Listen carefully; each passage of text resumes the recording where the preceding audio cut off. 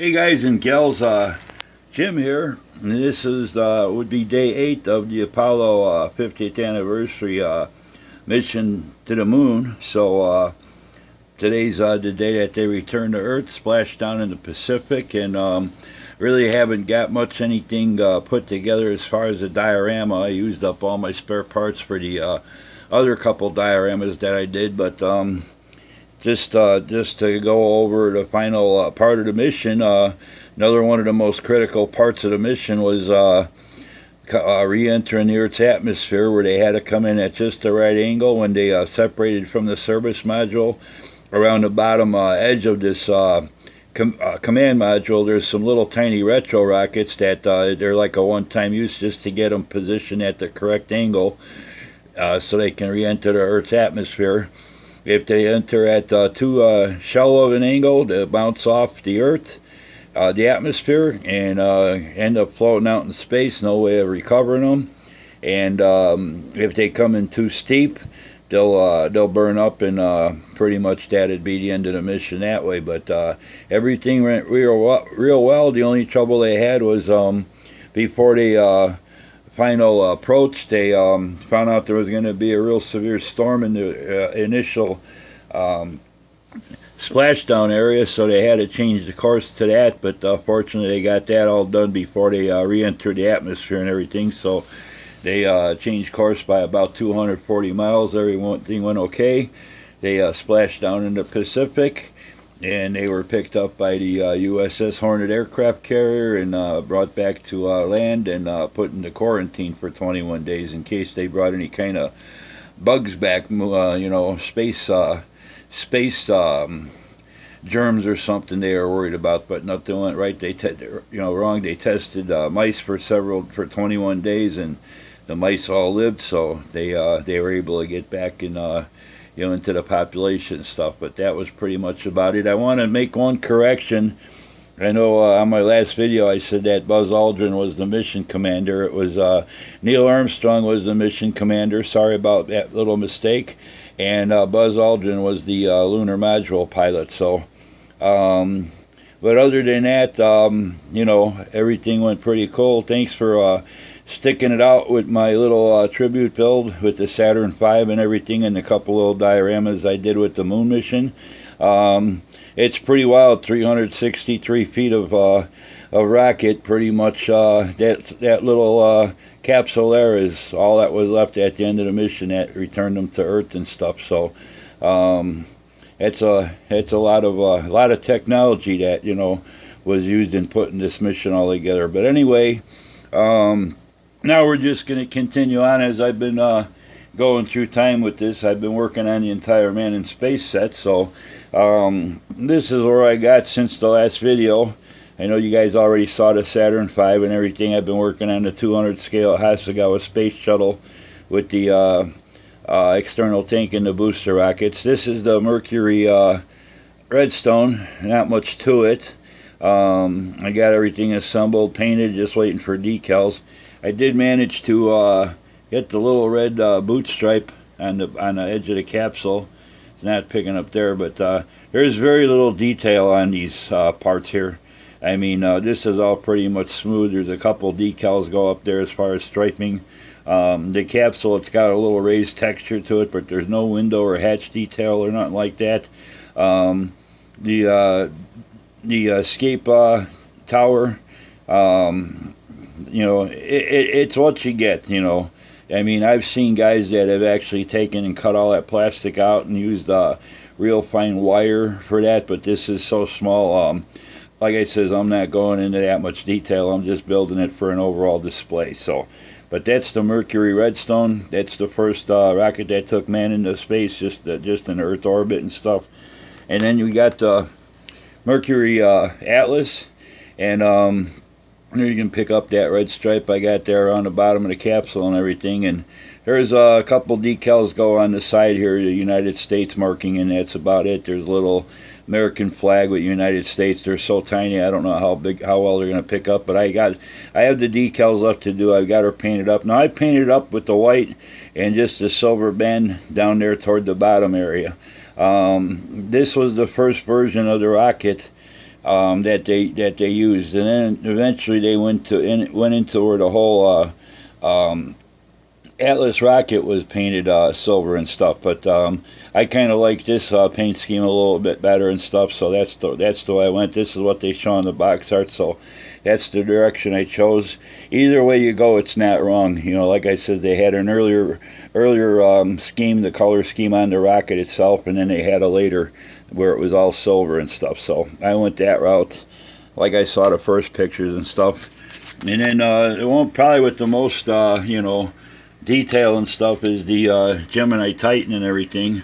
Again, this one's got at least a couple, window, where the window and the hatches, or the hatches are actually those two indentations with the windows in them where each astronaut sat. They didn't have just one hatch. There was a separate hatch for each astronaut's compartment.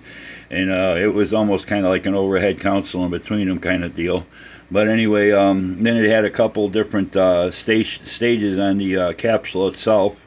And then there were two stages to the rocket. Again, they don't want to stay together. I glued them together. It's just the kit. It's just you get what you get, But anyway, I got the decals on the second stage up here, and then the first stage goes from where these black checker patterns are down to the bottom.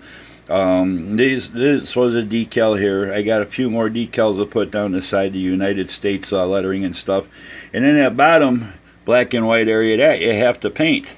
You think they would have gave you a decal, being they gave you a decal for this top area here, but this one you had to paint, and it's basically got to match up with that. So I just basically and it worked out perfect. I could barely make out my seams because I sanded them pretty smooth.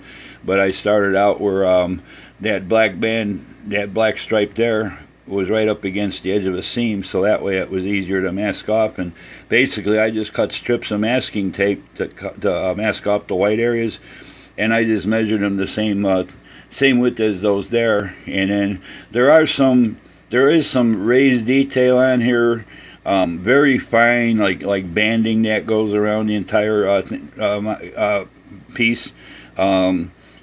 So I kind of just masked off, where I saw that banding and everything, and it looked pretty good to what they showed you on the decal and paint diagram. And they really don't have no paint callouts with this kit. It's basically, paint it what you want and stuff. So, I just been using a combination of aluminums, some steels, some grays for the inner sections, and then I was using like a gunmetal, not a gunmetal, like a graphite type metallic color for the engine cones themselves and everything and all that. So I thought that looked pretty good and everything. But that's where I'm at with that. At this one I got a finished decal and it's almost complete. And then this one like I said, decal. This one I got a little bit of masking to do on the bottom here. There's some black, kind of like a checker pattern that goes around the four sides. I got to finish masking and painting that one. And pretty much the Saturn S1B, I got a lot of masking work to do on there and paint the black areas. I got the command service module with the escape tower ready for paint. I got the base coat down, and I'm working on the space shuttle. That's just base coated and stuff, and then I'll be masking off to do the different areas on there and everything. So that's what I got going. So as soon as I'm done with this complete set and everything, I mean, it's fairly decent. It gives you a nice representation of all the rockets, just like they did a few years back with the Polar Lights did with the Star Trek Enterprise set, where they gave you all the Enterprises together in one set, all on the same 2500 scale. So it was pretty cool and everything. And I got my good old Saturn V sitting up there by my entertainment unit, so they'll all go together on a base along with the space shuttle. And then I'll do a finished video once they're all finished up and everything. So, but that's where I'm at. If anybody gets a chance, look up on YouTube. I checked out the video last night. They did on the anniversary of the moon landing. Over the weekend, the past weekend, they did a deal in Washington, D.C., where they projected the Saturn V on the Washington Monument. The tall spire, and that they had some high-tech camera. They even got a video of how they pulled it off and everything, with all the different screens, the types of cameras they used to project the image on the monument. They showed it from the beginning, where they actually showed it in the vehicle assembly building, stacking the stages, building the rocket on the monument and stuff. It was really cool. And you know, even if you're not into the Apollo space missions, it was just a cool video how the types of projectors that they used to project it. It was like it wasn't like 1080. It was like 1/10 something. You know, imaging and stuff and that, word, because they had to do it tall and narrow and everything. And then off to the sides they had special screens where they were kind of showing three-dimensional videos to go along with what was going on with the Saturn V on the thing. And they kind of went through the whole mission from liftoff to landing on the moon and returning to Earth, all on the Washington Monument. It was like a real tall, skinny movie screen.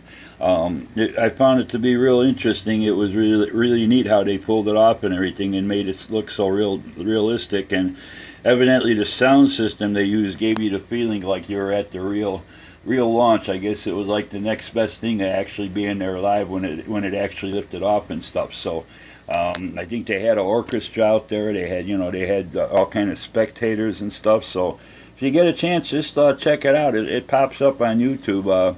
I guess just type in maybe Apollo 11 50th anniversary and stuff, and you should come across it and stuff. I know there's been tons of videos on YouTube popping up about the Apollo 11 flight. So I'd like to thank all you guys for sticking with me through this little build tribute and everything. I had a lot of fun doing it. And like I said, it gave me a chance to a reason to work on the AMT Man in Space kit and do all the different rockets and stuff from the whole space program. But mainly I concentrated on the Apollo 11 and the Saturn V deal.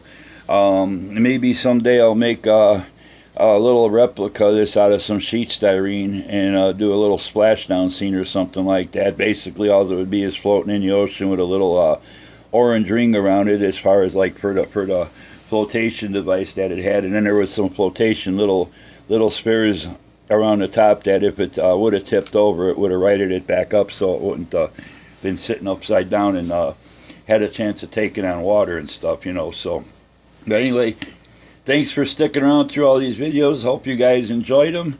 I know I got a lot of new subscribers, probably about 60 70 subscribers the past week. Thanks to all you guys for subscribing. I know I do other stuff, so you know, if this is what you're looking for, this is going to be coming to an end, and I'll be getting back into sci-fi stuff eventually, you know, Star Trek and Star Wars and different things, a couple model car kits, things like that, some other Star Wars dioramas. But anyway, thanks for subscribing, thanks for hitting the like button, thanks for all the great comments you guys been leaving me. And like I said, I always leave my email at the end of my videos in the description box. So if you guys ever want to contact me and ask me other questions, or you know, get in contact over the phone or something eventually, you know, we can work things out that way too if you got questions, and it's a little bit more difficult to answer just in the comments. So till the next time, thanks a lot, thanks again, and we'll be talking to you soon. All you guys take care, have a good one, happy modeling, and we'll see you. Bye.